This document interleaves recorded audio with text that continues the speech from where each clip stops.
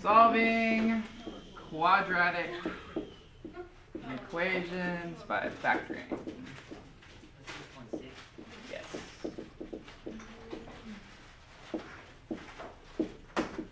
Now,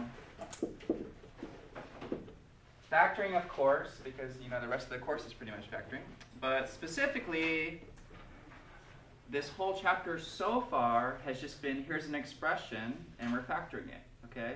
Today's the first time that we introduce, we're actually solving equations now, okay? So there should be an equal sign, and you're solving for a particular variable.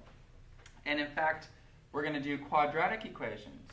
Basically, a quadratic equation is the highest power is 2, okay? So something like x squared plus 3x plus 5 equals 10, that is a quadratic equation. Now, when you have a quadratic equation, the highest power is 2, or the degree is 2, you're usually expecting 2 solutions, okay? So keep that in mind as you're solving these things. We're generally expecting 2 solutions, whatever the power is, okay? All right, to be able to solve equations by factoring, the first thing you need to do is what's called the zero factor property. Zero factor property is what gets us the ability to solve equations. The zero factor property is pretty easy. It says, let's say I have 2 numbers. We'll call these numbers A and B, okay? And let's say I know that A times B equals 0. And then I ask you guys, what are the only possibilities for this to be a true statement? Okay? If I don't know what this A is, and I don't know what this B is, but I know that A times B equals 0, what must be true? One of those. Either A is 0, or B is 0, or both are 0, right? If any of those are true, then this will make this a true statement. And that's exactly what the zero factor property says. It says, okay, then A is equal to 0, or B is equal to 0. That's the zero factor property, okay? Because the only way for something times something to be 0 is for one of them to be 0, or both of them be 0, okay? But if either one of these are 0, then this is going to be a true statement. Now, the way that you guys are going to use it is something like this. You're going to have a bunch of terms, and then you're going to factor them. Maybe you factor it down to x minus 2 times 3x plus 1, okay? Maybe you get it factored, and these 2 factors are equal to 0. All right? So the way that you guys are going to utilize this zero factor property is you're going to get this left side completely factored. You're going to get a 0 on the right-hand side, and you're say, okay, using the zero factor property here, the only way that this can be true is this guy equals 0. So we'll set x minus 2 equal to 0. Or this guy equals 0, whatever factors you have. Or 3x plus 1 equals 0. Okay? Once I get to that step, then I just use my algebra from, a few weeks ago on solving each of these little individual equations. Okay? If x minus 2 equals 0 and I'm solving for x, I add 2 to both sides. And you get x equals 2. That's one answer. Okay? If 3x plus 1 equals 0, and I'm trying to solve for x, you're just trying to isolate x. So the first thing I would do is subtract 1 from both sides. And I get 3x equals negative 1. And then if I'm going to get x completely by itself, I will divide by 3. So x equals negative 1/3. And this is exactly how you guys are going to use this zero factor property. Okay? So it's going to start with a bunch of terms. You're going to get a 0 on the right-hand side, all the terms on the left side. You're going to factor those terms, which is what we spent weeks doing. Once you get it to look like this, then you use a zero factor property. You set this guy equal to 0 and this guy equal to 0. And then you solve each of those equations. Okay? That's what you'll be doing over and over and over again throughout this whole section. All right? So the big thing to learn with the zero factor property is once you get it to this point, something times something equals 0, set each of those somethings to 0. Okay? That's your thing. That's what you have to do. All right? Now sometimes as you're solving this, you might get like a GCF out front. Let's do one like that. There's a couple of different things that could happen. let's say I factor it, and I get 5x times x plus 2 equals 0. Okay? So I have it factored. I have my 0 on the right-hand side. I have it completely factored on the left.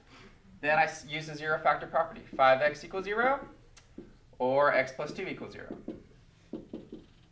All right? And then I solve each one separately. Here, if I want to get x by itself, what do I have to do? Divide 5. Divide by 5. Great. And what is 0 divided by 5? It's still 0. So x equals 0.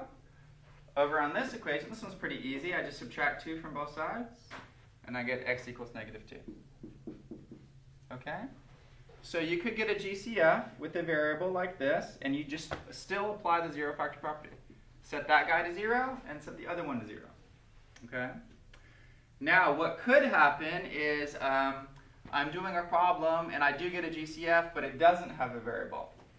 If you get that case, it's a little bit different.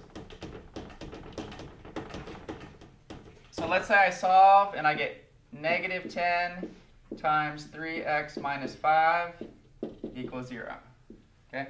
So I factor the left side, and it comes out to negative 10 times 3x minus 5 equals 0. Now here, when you do the zero factor property, you set this equal to 0, and you set this equal to 0. Okay, with a big or in between it. Okay? But is it even possible for negative 10 to equal 0? Because there's no variable, right? So if you have something like that, that's not going to work. Negative 10 can never be 0. Negative 10 is just negative 10. And then you just solve this side. So if I'm solving 3x minus 5 equals 0, I add 5 to both sides. You get 3x equals 5. And then to finish it off, divide both sides by 3. X equals 5/3. Okay? So in this case, we're only going to get one answer, just 5/3.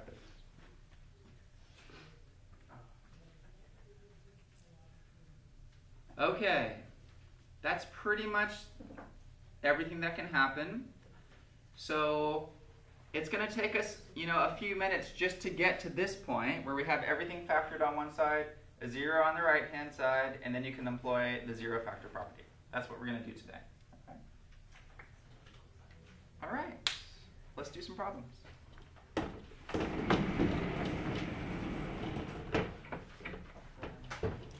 Let's put it all together.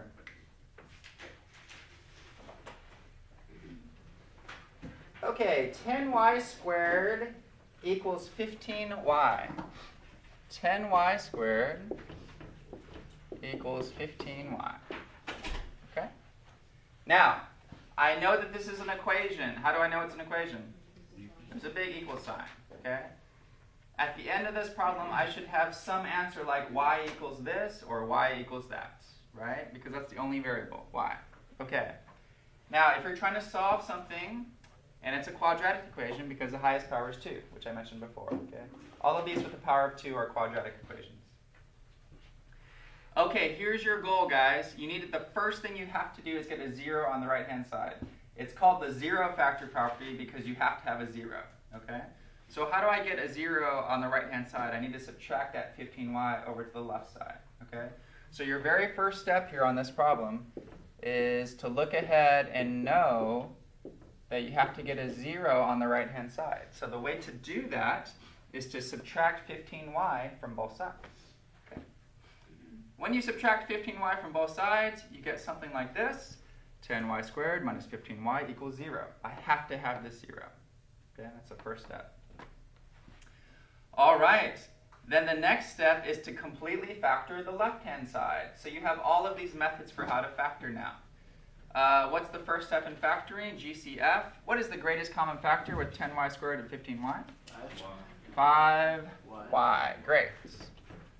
So you're going to get a 5y in parentheses. What goes in there?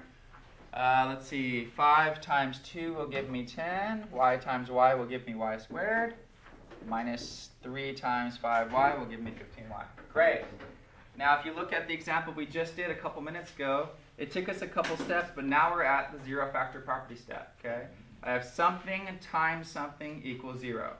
To continue from this point, set each factor equal to 0 and solve each of those. Okay? So So this is my zero factor property.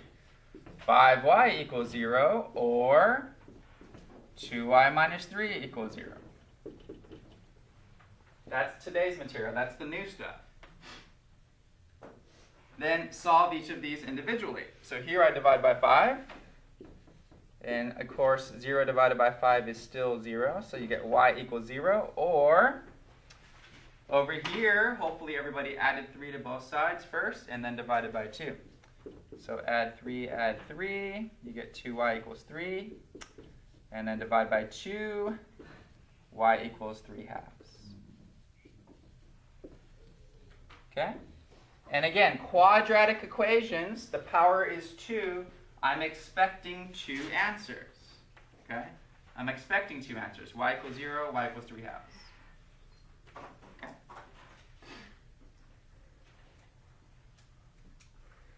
Let's try another one. X squared minus x minus 20 equals 0.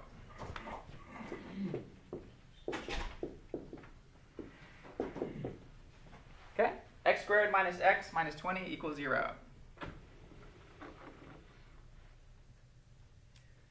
Well, the good news is I already have a 0 on the right. Okay? So what do I have to do on the left? I've got to factor that. It's a trinomial. So you have 2 methods of factoring a trinomial. Those are AC or trial and error. Okay? I can't hold your hand through this anymore, so you guys have to be able to factor that. Okay? Go ahead, factor it. Tell me what it is.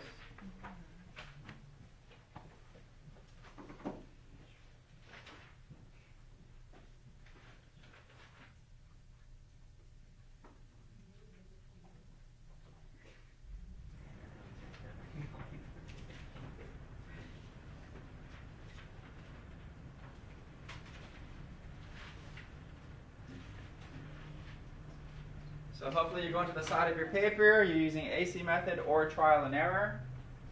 Either one's fine.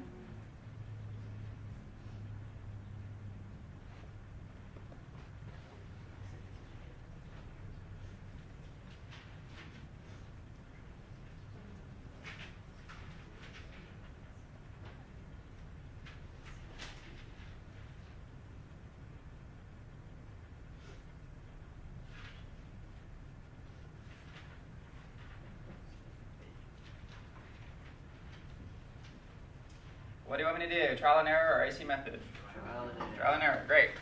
If I go straight to trial and error, this one's not too bad at all. X squared has to be x and x. This last sign is negative, so one has to be plus, one has to be minus. Factors of 20 are 1 and 20, 5 and 4. I'm going to start with 5 and 4. Okay. My first guess, I'm going to put a 5 here and a 4 here. If that's wrong, I'll swap them. But it looks like we're going to get it in our first guess, right? So if I try x plus 4, x minus 5, the only way to see if this is right is to multiply it out using FOIL method. X times x is x squared. X times negative 5 is negative 5x plus 4x.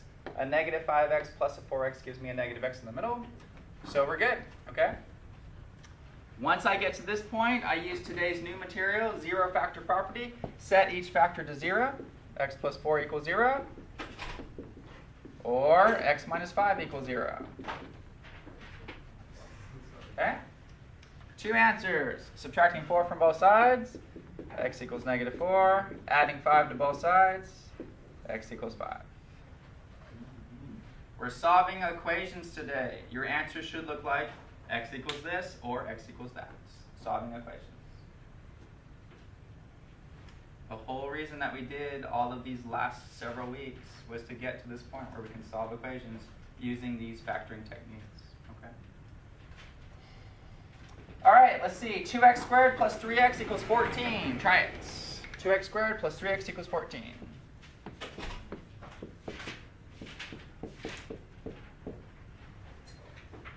X squared plus 3x equals 14. What's your first step? Set it equal to 0. You have to do that first. 2x squared plus 3x minus 14 equals 0. Okay? From there, you guys take over. Use trial and error or the AC method because we're dealing with a trinomial again. Get it factored. You have to be really good at getting this factored.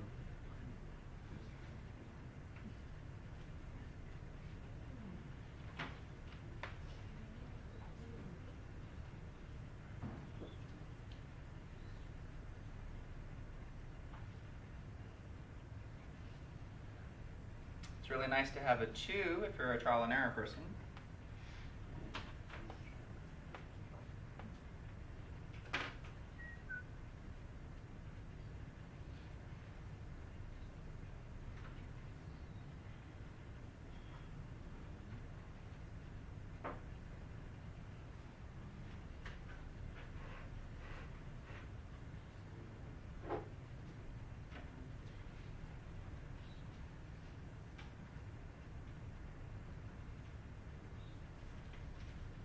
If you're an AC method person, you get what? Negative 28, factors of negative 28 that add up to 3, positive 7, negative 4, right? So it's not too bad either way.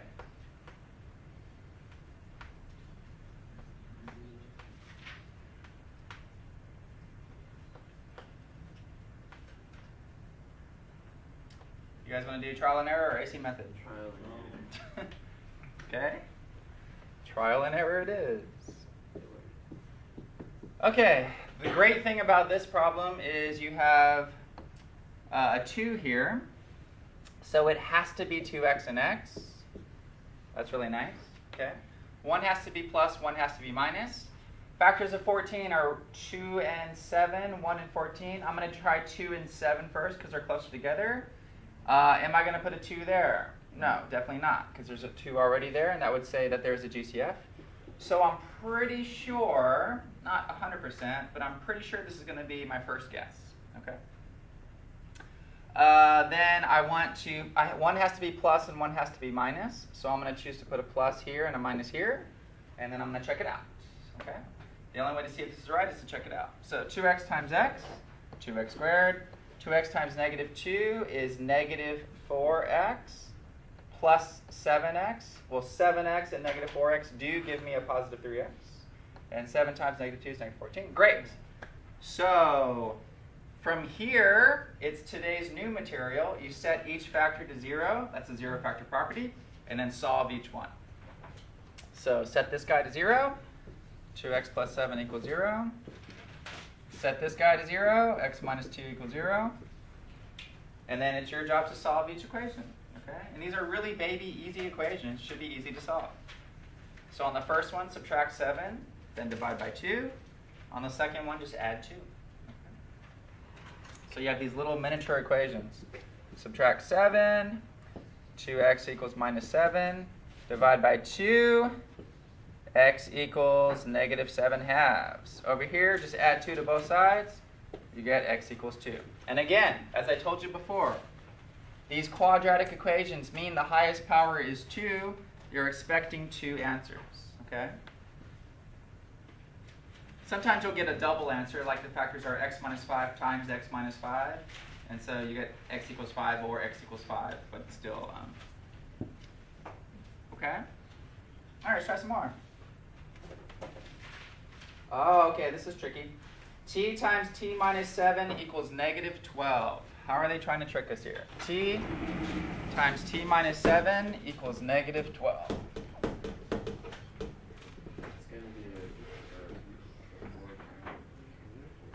T times t minus 7 equals negative 12.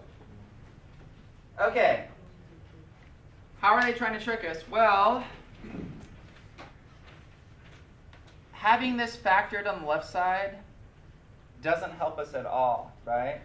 It would be great if it was factored here and this was 0, but it's negative 12, okay? So the reason why this problem is tricky is because unfortunately for you, you have to multiply this out, subtract the 12 over, because we have to set it equal to 0 first, then try to factor it, okay? Having something factored equal to something other than 0, that doesn't help at all. So we need to multiply this stuff out, bring the 12 over, set it equal to 0, then try to factor it, okay?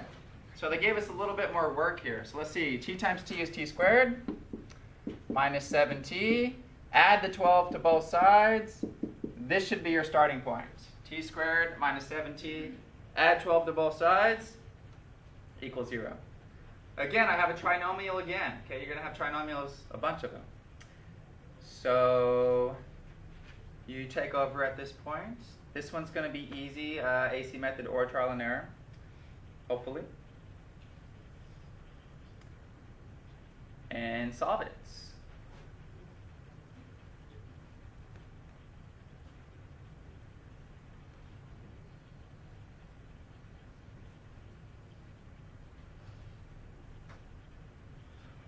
I'm going to do this one by AC method because I've been doing all the other ones by trial and error. So if I was an AC method person, A times C is 12, B is -7. So what are my two things that add up to -7 but multiply to 12? The -3 and -4. Okay? So I'm doing this one by AC method. T squared minus 3t minus 4t plus 12. I group the first two together. I can pull a t out, so I get t times t minus 3. I group the second two together. I can pull a -4 out, so I get -4 times t minus 3. Produces a common factor of t minus 3, so put that out front. And you get it factored, t minus 3 times t minus 4. Now the wonderful thing about the AC method is once I get to this point, I don't have to check it. I know it's correct. Okay? Whereas in trial and error, you do have to check it. Okay? So I don't have to check it. I know it's right. All right, great. Today's new material, you set each factor to 0, t minus 3 equals 0, then set t minus 4 equals to 0. And you're going to get two answers. T equals 3 and t equals 4. Same stuff over and over and over. Okay? Don't let them trick you with something like this. Bring that 12 over, multiply that out. You have to have a 0. Okay? So all that's happened today is we switched from expressions to equations. I have an equal sign. If I see an equal sign, I need to get a 0 on the right-hand side, move everything else to the left, completely factor the left side, then set each factor to 0. Okay? This section is all on quadratic equations, so we're expecting two answers on all these problems.